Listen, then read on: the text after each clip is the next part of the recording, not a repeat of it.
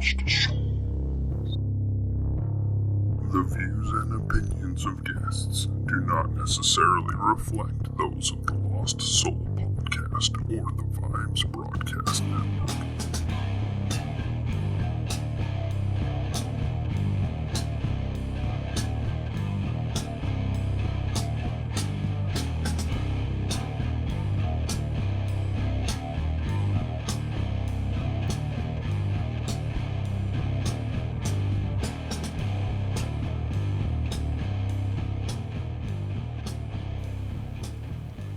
Hi everybody, this is Ben coming at you at some more Lost Souls. We are really excited this week to announce our guest. We have Jillian, known Hi as... everybody. Yes, we're so grateful to have you with us, Jillian. So you are a practicing Grey Witch. I am. And you are also the co-host of 2 other podcasts of your own. Right, we do. How long have you been doing those for? I would say, probably since, I don't know, maybe August. Okay. Was our first one, I think, of last year. So we started with the witch one, and then the conspiracy one we started early this year. And that one covers, like, conspiracies and mysteries, right? Mm-hmm. And different lores, and we're doing a cryptid series right now. So, and we just started a story time. I saw your post on your story time one. Yeah, that's a little bit. It kind of just breaks it up a little bit. Sometimes the topics get a little heavy. Mm-hmm. So it breaks it up a little bit, I feel like, to add the story time in there. Yeah, I agree. We added a second podcast on our own, still under Lost Souls, but we call it CUP Tales, where we just tell cryptid, UFO, and poltergeist tales. So I totally understand what you're doing. Right? It's kind of fun. So. It is. And I think everybody kind of enjoys that a little bit. Everyone's heard the different lores and the different myths that are out there, but I think if you can bring a little bit of different spin on it, then it gives the audience something else to listen to, a different take on the story, and maybe something different that we found and that we dug up. So we try to do that. Well, I'm excited to listen to that one. Yeah. So, as a practicing Grey Witch, like, what makes you you? I feel like it's really, it's a passion to drive our name forward as being witches, and to hold on to the sanctity of what comes along with that huge responsibility of what being a witch means. It's definitely the first thing I think about, the last thing I think about when I go to sleep. I feel like it's sort of like this deep-seated, almost like a primal thing that's really deep inside of you, and you can hear it, you can feel it. It's almost palpable, I feel like. And I feel like it's also, in our darkest moments and our greatest joys, it's something that I carry with me. It's not something, it's just who I am. So I feel like that's what makes me me. When you first started, doing that, did you ever feel kind of, not necessarily trapped in, like, a closet, but did you find it hard to come out to express that to other people? I think as I've gotten older, no. I think initially when you start out, it's sort of very overwhelming, and I feel like there's so many stereotypes attached to it that if you were to just come out and say, I'm a witch, hello, that unless you've really put the time and the effort and the study into it, you're sort of left kind of floating and not really knowing what to say when those questions come at you. Mm-hmm. So I think it can be overwhelming the younger you are and the less you studied and practiced. But once you're confident in your your ability and all the knowledge that you've gathered, it makes it a lot easier. And I feel like people can sense that when they come at you and you say that to someone. They can feel whether or not you're being genuine about it or if you're just chasing a fad. And that is something that, when we started the podcast, the Witch Podcast, that's really something that we wanted to address. It's sort of like something that it's a stereotype, that Hollywood and the society has put on that word, and it does have a negative connotation to it. Not only, in Hollywood, but I just think over the centuries. And that I think that was the most disturbing thing to me. I think that it brings a lot of misconceptions when you say you're a witch, along with a ton of different religious injustices that can be attached to it. There's dark sexual connotations to it, and everything in between that you can think of when you meet someone and you tell them, that you are a practicing witch. So, like if you look at TV shows or movies about witches, we're either, casting crazy lifestyles, or we're, chasing demons, or participating in orgies and black magic rituals. And, obviously, if you're a witch, you have to, worship Satan. Like, that goes hand in hand in everyone's mind, I think. Mm-hmm. So, there's so much more to us than that version. It's, it's very small-minded, and I think that there's a lot of safety in keeping us in a very small box. I think that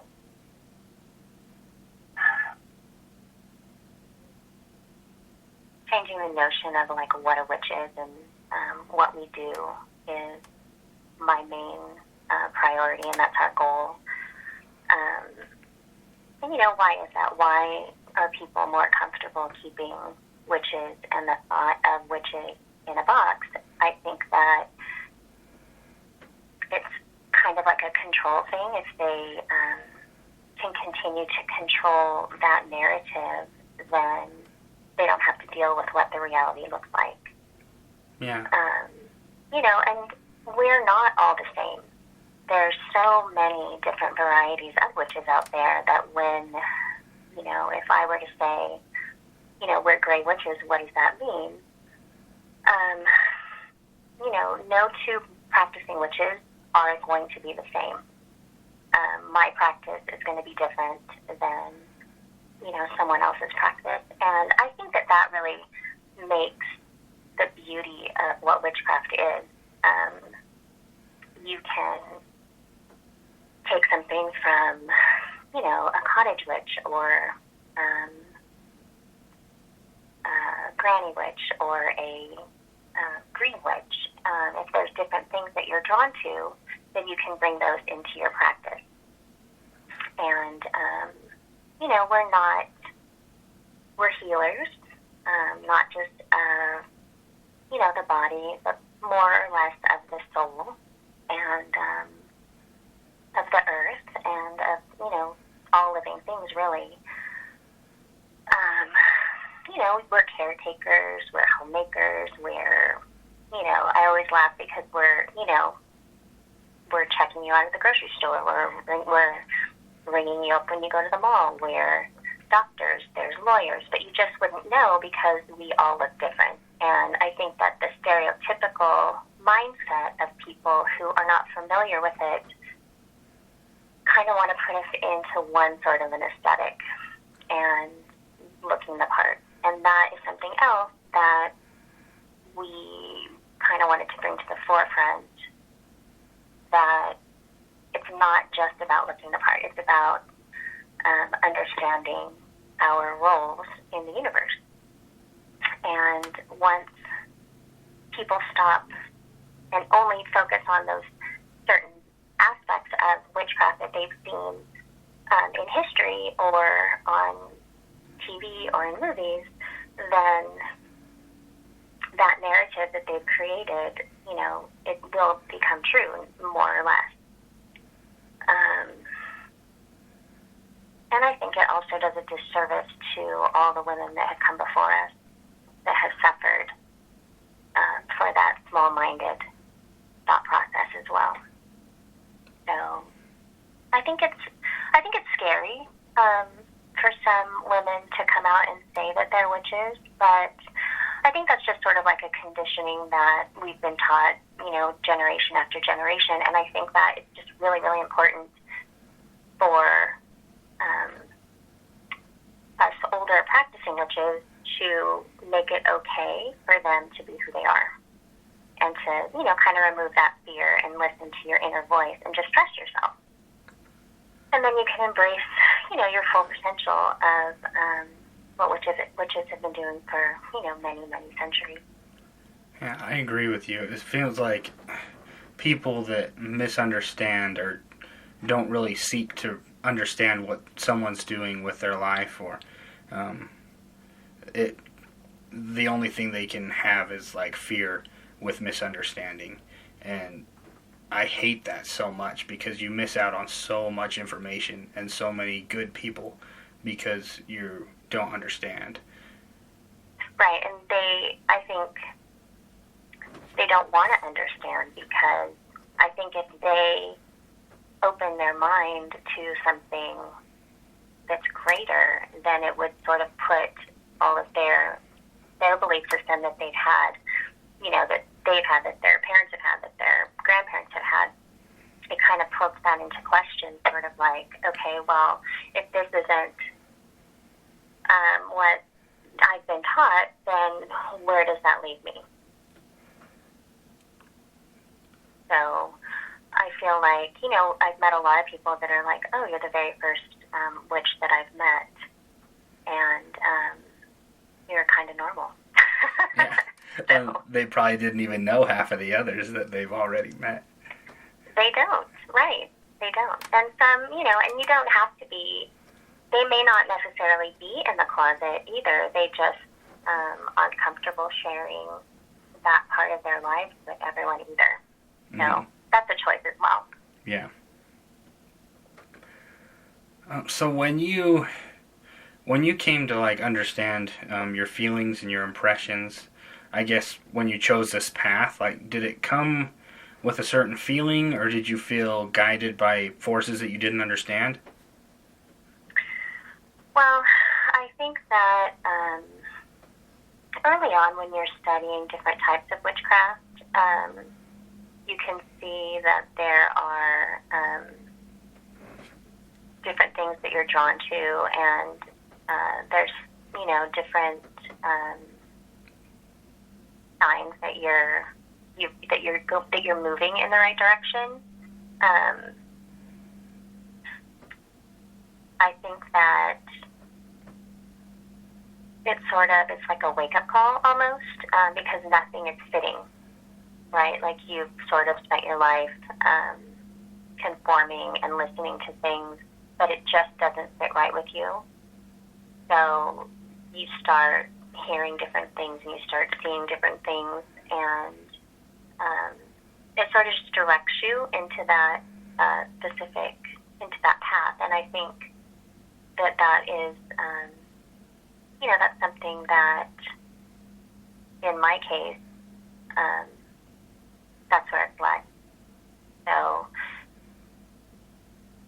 you just really have to do a lot of studying and a lot of research, and I think people get caught up in, well, what type of witch are you? I think early on witches are sort of like, okay, am I a green witch? Am I a cottage witch? Am I a granny witch? Whatever. There doesn't have to be a specific one area that you need to focus on. I think that, like I said earlier, if one thing is calling to you, but something else over here is calling to you, then you can bring that into your own practice. I am solitary for that specific reason because,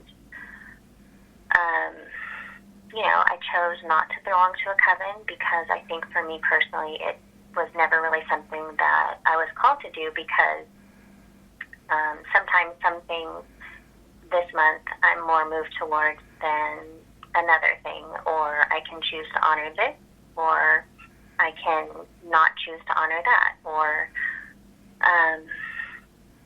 it's sort of like it's a feeling with no explanation. You don't have to explain yourself to anyone, and you don't have to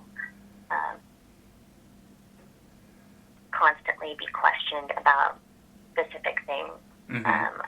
That's sort of like another issue that we have been talking about on our witch podcast, and that is about witch shaming, which is something prevalent in our community.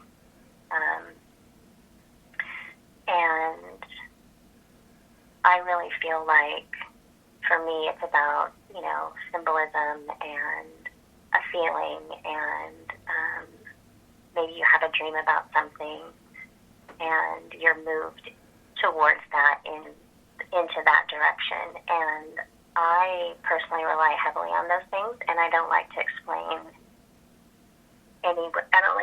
away anything that I'm doing in the moment to anyone. Mm-hmm. So it's almost like you have this entire library of understanding, and why would you want to just stick to one when you can go any direction and learn so much more that way? At least that's how I'm seeing it. Right. And that's important for us, I think, to understand each aspect of each different type of witchcraft that there is. I'm not Wiccan, but everyone will assume that because you're a witch, then you have to be Wiccan. Mm-hmm. And that is something that just is not the case. Yeah. That's usually the second question I get. Yeah. So. I fell into that too for a while until I met people that could explain it to me, because that's what I was missing. I was missing the understanding. Right.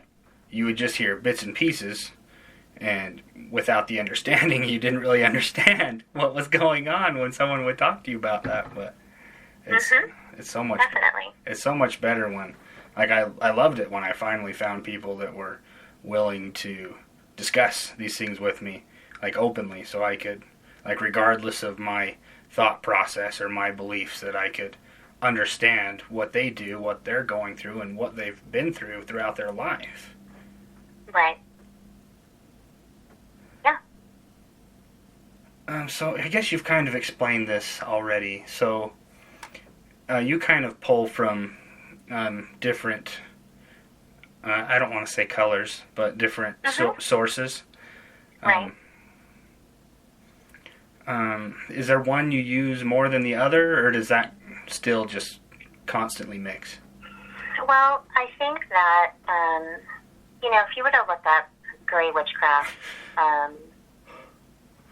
it is the practice, it is the middle ground. It's the belief that you can't have light without dark. It's sort of like you can't just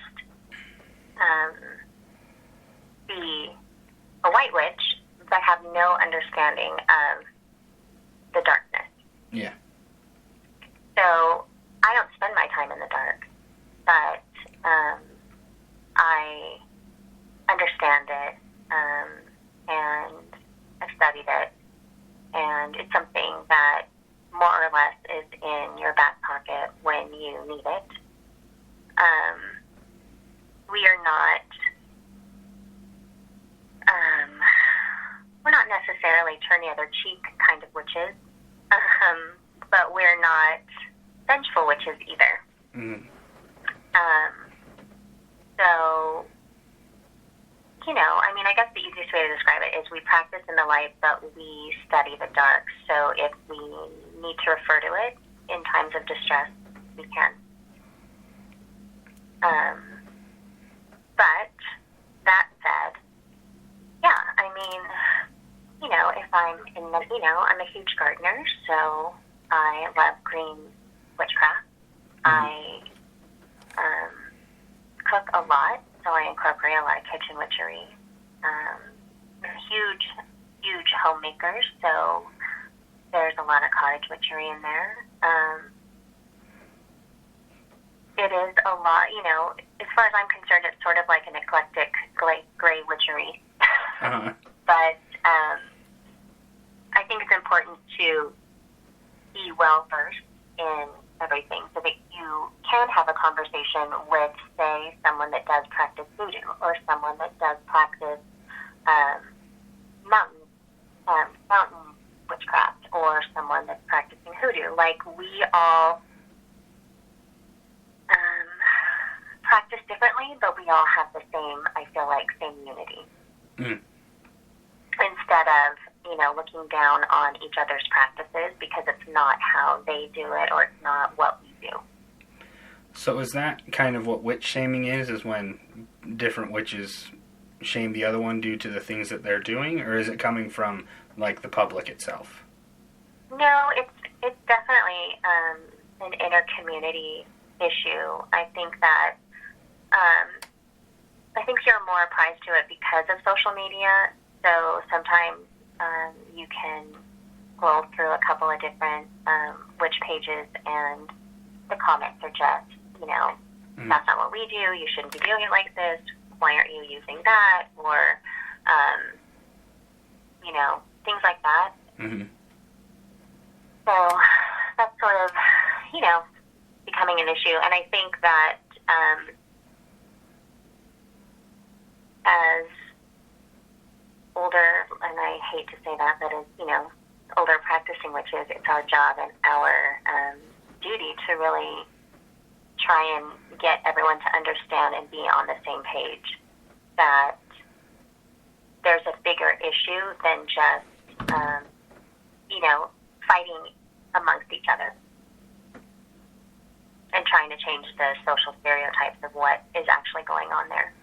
Yeah, especially when there can just be a common ground where everyone could help each other rather than criticize. Right. But, we have some old school beliefs, like not showing too much of your work online, not discussing too much about what your practice looks like. Not everyone needs to see everything.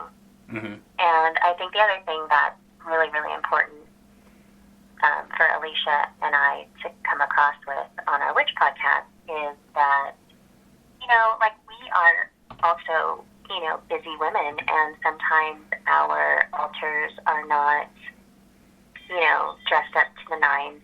We are not, sometimes I might forget that there even was a Sabbath this month, or sometimes all that I have time to do is light a tea light and call it a day. I think that it's really, what everyone needs to remember is it's just about your intention. Mm-hmm. And that's really what it comes down to. And that's the most important thing, I think, that people forget, because intention is everything in witchcraft. And if your intention is just a look at me, then the intention has, gone away. And that's what's the most important part. So would you say, like, similar to how, like, other, I don't know if you want to say religions, but how they'll have, like, Christmas and, like, they do certain things. Do you have, like, certain Sabbaths that are your favorite? Or, like, are there some that you do on your own that you've, like, created for yourself? There's none that I've created on my own. But I think that, individually we have our own favorite ones. I mean, of course, everyone is going to say that Samhain is their favorite holiday because it's Halloween and it's the thinning of the veil, and it's a time to reconnect with your ancestors and kind of commemorate and remember them. It's not just about scary movies and being as dark as you can during that time. It's really, it's really about a celebration of life and a new beginning. So I don't necessarily it's it's up there on my list of favorite Sabbaths, but kind of like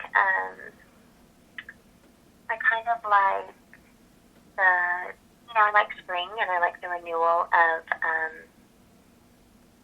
what's to come for the year.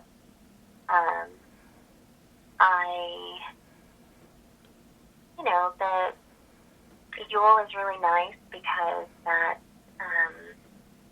a time for, us to gather around the hearth and give thanks for, the bounties that we've been given for the year, and to make our, even though Samhain is technically the witch's new year, and it is a time for you to sit down and kind of write down like things you want to have happen for the upcoming year. I feel like for me that sort of happens more around Yule, because I feel like I'm really busy around Samhain time, and I'm focused on a couple of other things than sitting down and really reflecting on what the year has brought. So I kind of push that off to Yule to do that, to make my, New Year's resolution. Yeah, I understand that. More or less. And listen, sometimes it'll get so busy that, you'll be like, oh, I forgot that we just had, this, or we just had, that. So I think that as witches, sometimes we can get a little hard on ourselves because we get so busy, and we will have forgotten, that it's the full moon, or that, what is the name of this month's full moon? I can't remember. What retrograde is this? Like, you can get caught up in so many of those things that you really just forget about what the quietness is and the sanctity of the intention that you should be setting. So, those are some important things that I think new witches, and I think even older practicing witches, need to remember and to keep in mind. So it's really the self-empowerment, how you're going to do it. Your intent is truly what matters. Right. Definitely. Not, not what your altar is dressed up to look like, or, not that we're out sitting outside and with a huge bonfire and dancing around naked under the full moon. If you want to, that's totally fine. I have no judgment on that, but, not all of us do. Yeah. And I think that's one of those things, too. Of course, movies, Hollywood, those stereotypes that people just need to understand are incorrect. And to not be disappointed when they actually meet one of us and they're like, oh, well, that's not what you do, huh? Yeah. No, it's not. So, when's the next full moon? I know. Shouldn't you be out there? What do you have planned for this full moon? I barely remembered that we are having a full moon, so some months are better than others, and that's okay. Yeah. So, during your practice, have you had any, paranormal experiences or anything out of the normal, during your practice? Well, we do work with some, and have worked with some paranormal investigators, and, I think a lot of them have a sort of a misconception. I think a lot of them want protection bags, or they want to know what types of crystals will, protect them in a negative environment, so nothing attaches to them, or nothing comes home with them. And, I tell each one of them that I believe personally that when you're walking into a situation like that, it's about your state of mind. So sort of like intention. What you allow will come. What you won't allow won't come. So I can give you a hex bag. I can give you a protection bag. I can tell you what crystal you should bring and put in your pocket. I can tell you to soothe yourself when you're done.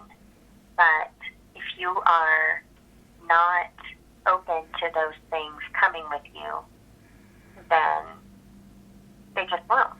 Mm-hmm. Now, we also tell them that it's very important to ground yourself before your investigation happens, with all of your equipment aside, and walk into the place that you're going with nothing and state your intention. Because I know that if I'm living in my house and I think that, I'm just going about my business, and some random person comes in unannounced with a bunch of stuff, and they, sometimes can be a little aggressive, and Yes. sometimes they can be not so nice. I agree. I'm going to be a little bit irritated by that. So I might act out on that. But if you can come in with a peaceful presence before the investigation even happens, even asking, permission to come in or whatever, then your experience will be a lot better than if I were to just give you a protection bag and a couple of crystals and you walk in with your guns blazing. Mm-hmm. Same thing happens when we get messages from people who say that they do have an attachment, or they've had an attachment since they were little, or they are, sleeping and they feel a presence or whatever it is.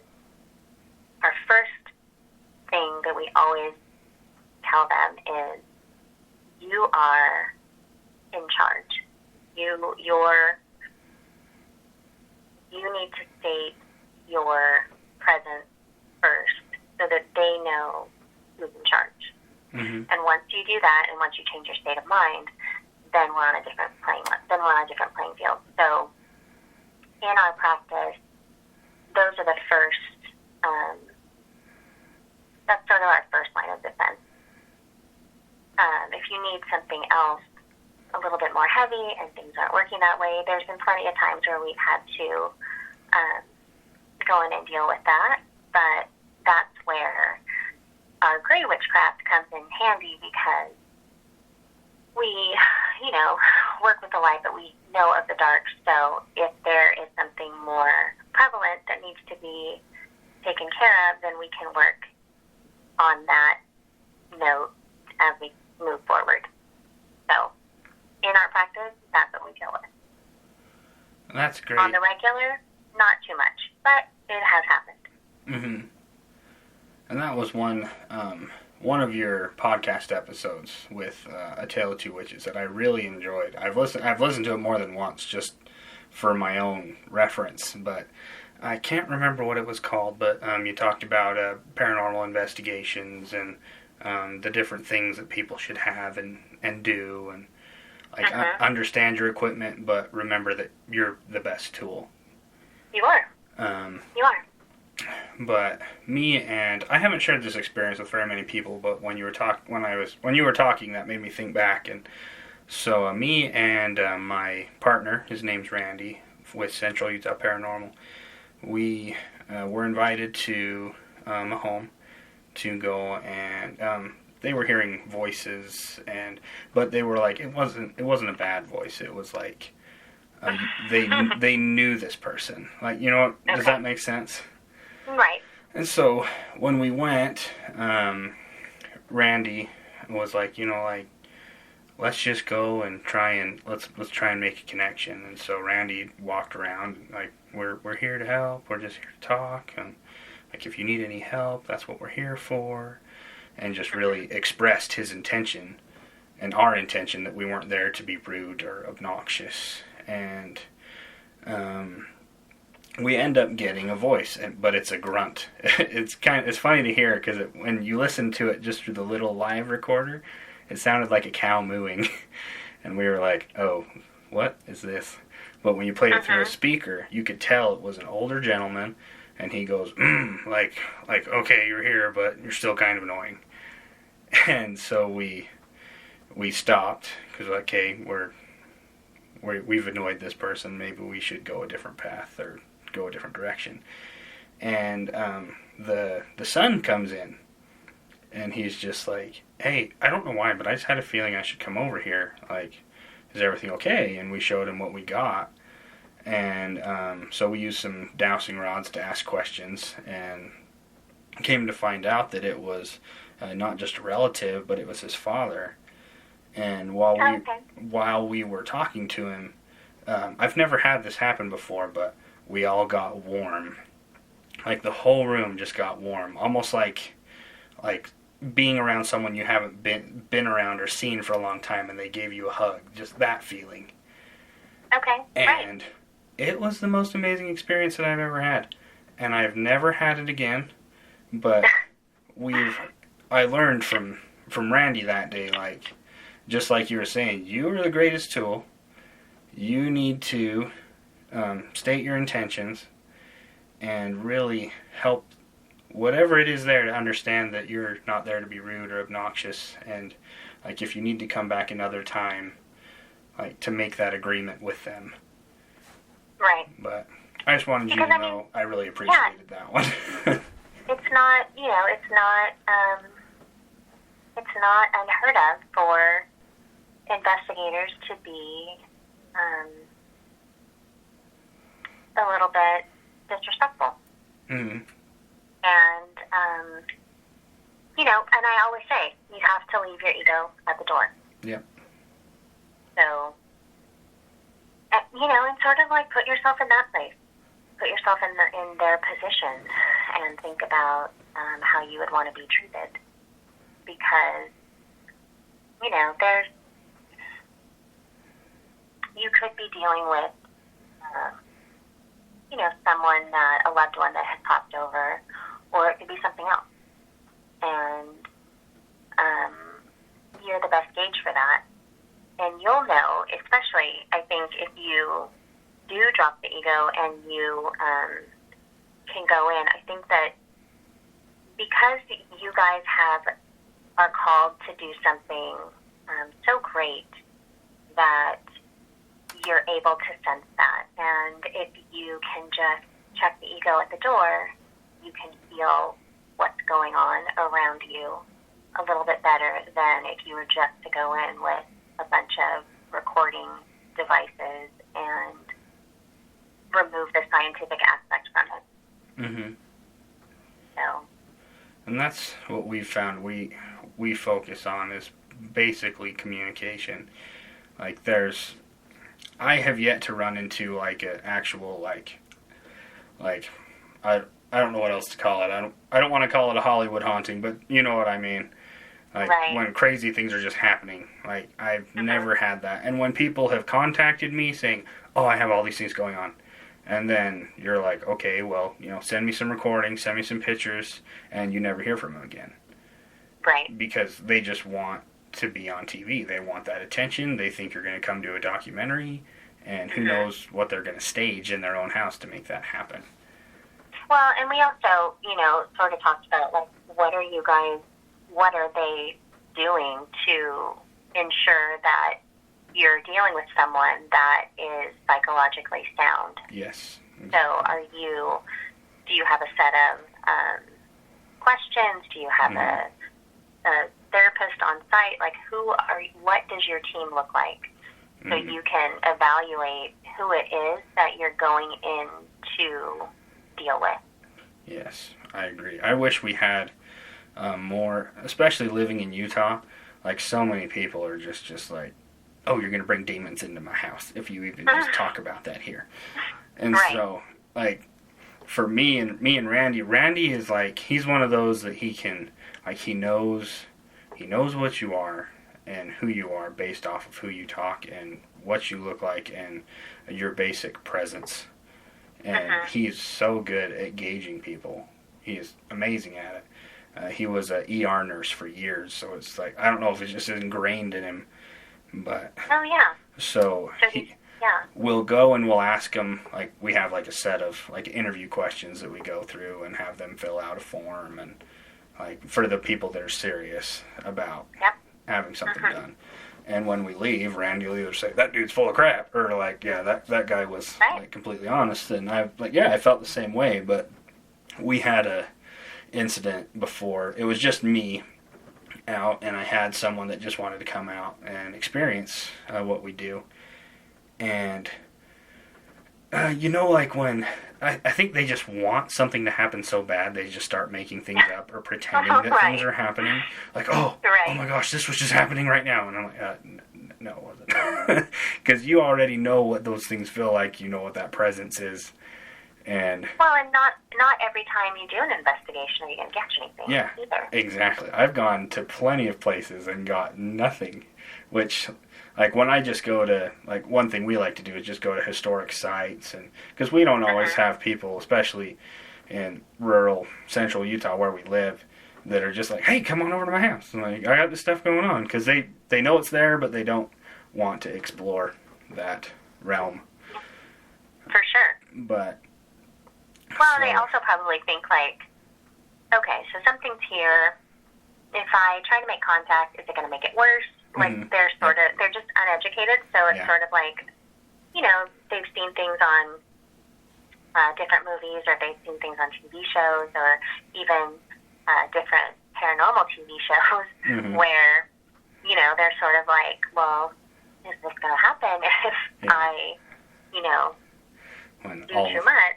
When you, like, try and say hello, and all of a sudden you're possessed, and you're attacking everyone in your house. Right, exactly. Yeah, I'm always trying, like, I do it comically, but I always try and be like, really? Like, do you really think this is going to happen? I mean, I pray that it never does, but... For sure, right.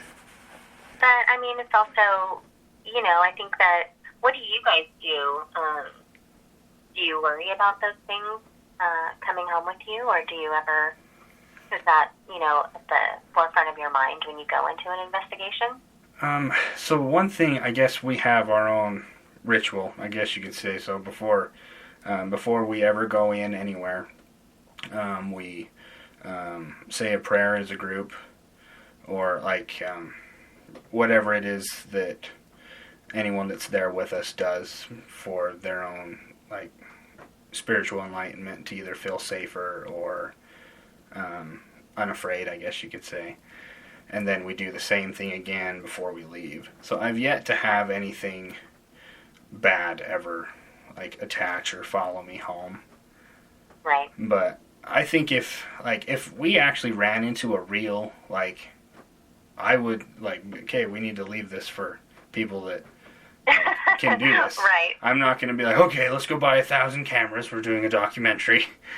Yeah, let's pass this on to someone else who knows how to deal with this. Because at that point, like, we're just two guys who also have friends that have gifts that have offered their service if we ever need it. But I think if we actually got something like that, I would just be like, well, this is happening, and I don't know what to do about it. And, like, you don't want to make that person's life worse because of your ego. Yep, and that's the other thing that is an issue for us, is that when you have these investigators that are just sort of worried about the fame grab, they're really they're doing a disservice to the team, first of all, but they're definitely doing a disservice to the homeowner. Yes. And that's, you guys that's who you're there to be helping. Yeah. You don't want to make them more of a... If they are feeling, like, victimized in their own home, you don't want to increase that by any means. Right. So, I mean, for us, it's just really about giving people the tools to help themselves. And you would not believe the amount of people who have contacted us telling us that they're cursed, either with a family curse, or they're cursed because they keep making the wrong choices for, in love situations, and they know that they're cursed, and maybe they've gone to different witches, or they've gone to different psychics, and they've paid a lot of money to have these curses removed. And again, for us, it's sort of like, well, let's talk about what you're doing continually make the wrong decisions. It's not something that you can just blame on a curse. Yeah. Let's find out what you're doing. So 9 times out of 10, it's stop choosing the wrong guy. Yeah. Just stop it. And then all of their money has been wasted on, curse removals. And, I think one of our podcasts we talked about, if anyone asks you for any money for any sort of curse removal, then you need to sort of side-eye them, because 9 times out of 10, you're probably not cursed, other than the fact that you made the wrong choice of going to see this person. Yeah, I agree. That's why I always love having our services for free. Like, we've had some people try and pay us, and still it's like, no. It's, I feel like I feel like I'd be doing even more of a misdeed. Like, I would be causing them more problems if I allowed them to give me money for anything that we've helped them do. Yeah, because, karma will come back to you. And that's a real high price to pay for something that you could have easily just, not done. Yeah. Oh, man. So, I got one more question for you. I like to ask this to everyone, regardless of who they are, what their field is, their beliefs. But if you could offer any advice to anyone that's wanting to pursue the path that you're on, what would you say to them? My biggest thing that I always tell people that contact us about wanting to study witchcraft is to read. And when you're done reading, read some more. And when you're done reading that, read some more. This is a lifelong study, and you can never get enough information.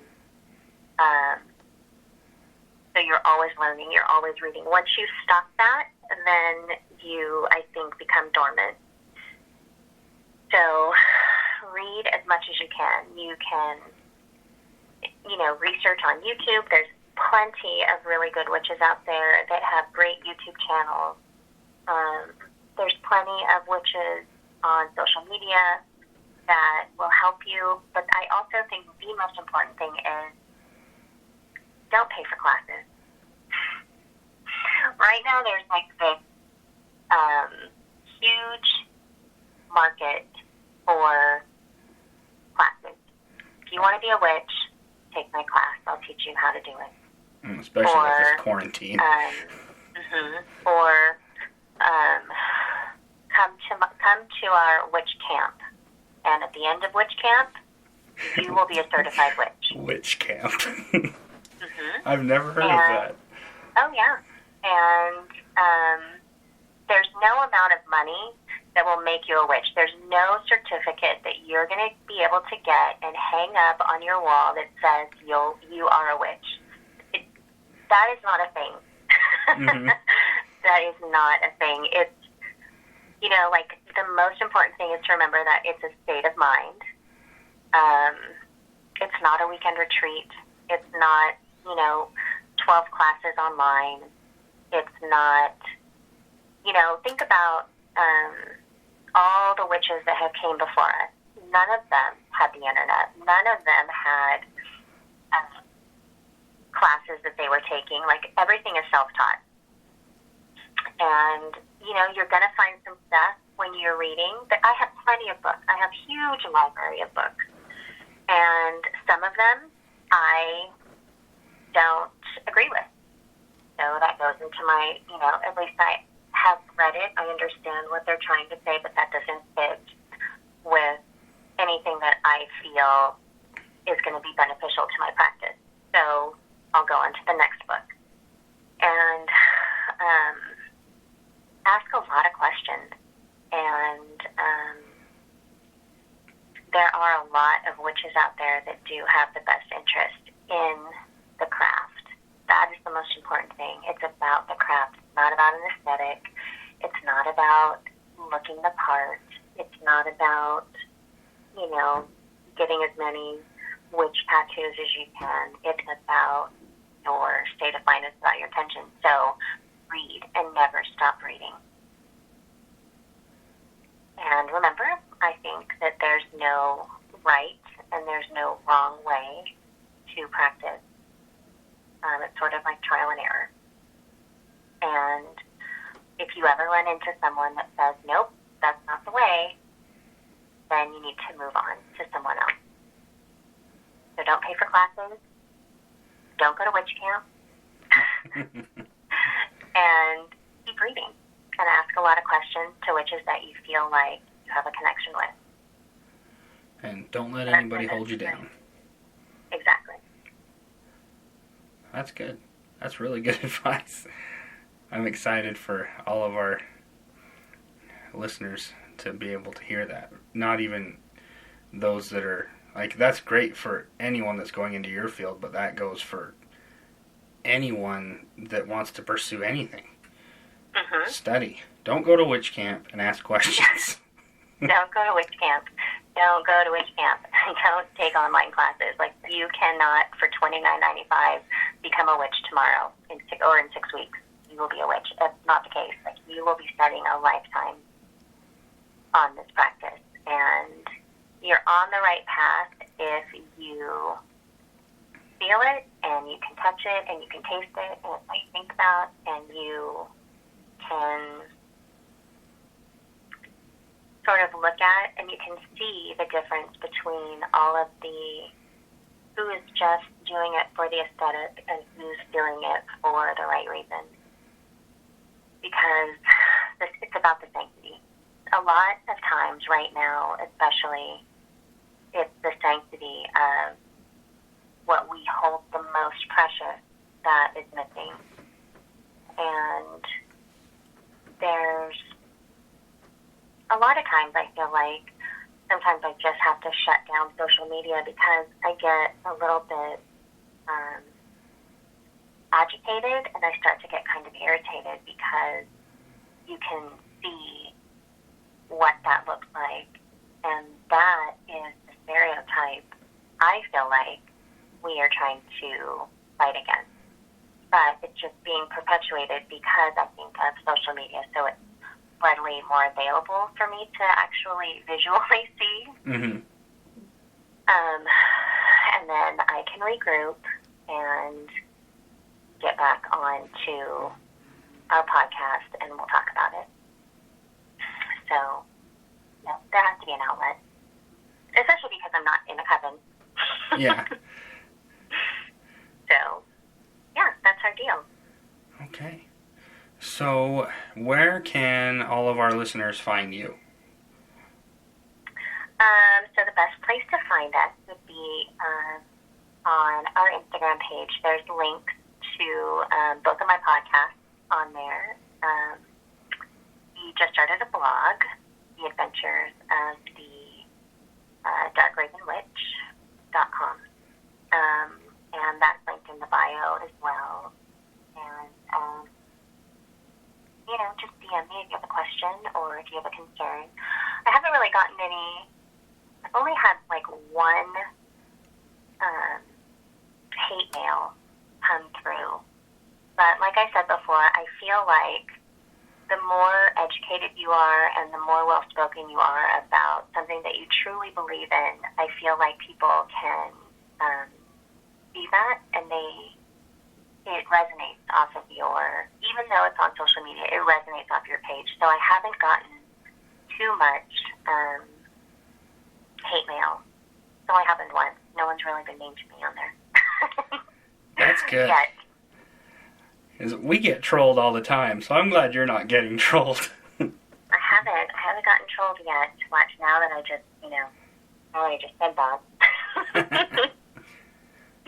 But, most of it's just questions, and I'm happy to answer whatever. On our Tale of Two Witches Instagram page, Alicia and I, we co-run that, just like we co-run our podcast, and she fields certain things, and I field the other certain things. So it's kind of good because it's sort of a balance. solitary as well, and sometimes we have differing opinions, and I learn things from her, and she learns things from me. But you can go to A Tale of Two Witches on Instagram, or you can go to my page, which is The Dark Raven Witch, and or you can go to the Conspiracy Collective, which deals in a whole other topic. Well, it's been a real treat having you with us today. I've been looking forward to this for months.